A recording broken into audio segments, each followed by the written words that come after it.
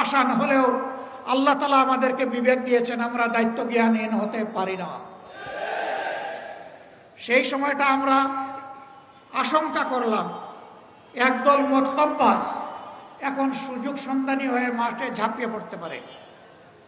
এই জন্য আমরা আমাদের দলীয় নেতা কর্মীদেরকে স্বেচ্ছাসেবক হিসেবে বিভিন্ন ধর্মীয় প্রতিষ্ঠান পাহারা দেওয়ার দায়িত্ব দিলাম, ভালনারেবল মার্কেটগুলা পাহারা দেওয়ার দায়িত্ব দিলাম। বাড়িঘরে যারা আশঙ্কা করেছেন, আমাদের সহযোগিতা চেয়েছেন, তাদের বাড়িঘরও পাহারা দেওয়ার দায়িত্ব আমরা নিলাম।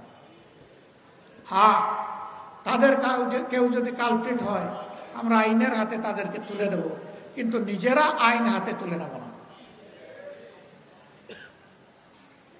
পতিত দলের স্বৈরাচারের একজন নেতা বারবার বলতেন, আওয়ামী লীগ যদি ক্ষমতা থেকে বিদায় নেয় 2 দিনে কমপক্ষে 5 লক্ষ আওয়ামী কর্মীকে খুন করা হবে। আমি জিজ্ঞেস করি, ঢাকায় কি 5 লক্ষ লোক খুন হয়েছে? 5000? আওয়ামী লীগের 505 জন হয় নাই। কেন হয় নাই? ওদের দেশবাসীর প্রতি দরদ দায় না থাকতে পারে, কিন্তু আমাদের দায় এবং দরদ আছে। স্বজনহারা পরিবারগুলো সাময়িক কিছু সান্ত্বনা পাবে, তবে আমরা মনে করি এই বিচারের মানদণ্ডেই উত্তীর্ণ হয়েছে, কারণ বিচার ছিল স্পষ্ট, খুলাসা, লাইভে এই বিচার সম্প্রচার করা হয়েছে।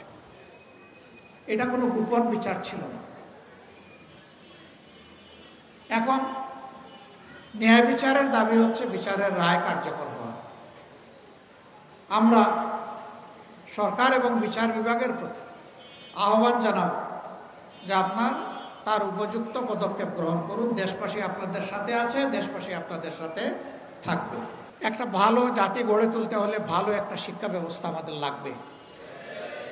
বর্তমান শিক্ষা ব্যবস্থায় আমাদের সন্তানদেরকে তাদের মেধা বিকাশে যথাযথ সহায়তা করা হচ্ছে না, যার কারণে অনেক মেধা ঝরে পড়ছে, আবার অনেক মেধা আংশিক বিকশিত হচ্ছে। আমরা চাই মেধার পূর্ণ বিকাশ। যাদের অভিভাবকের আর্থিক সঙ্গতি আছে তারা উন্নত শিক্ষার জন্য যে কোনো এভিনিউতে যেতে পারে, কিন্তু বেসিক শিক্ষাটা যাতে সবাই পায় সেটা নিশ্চিত করতে হবে।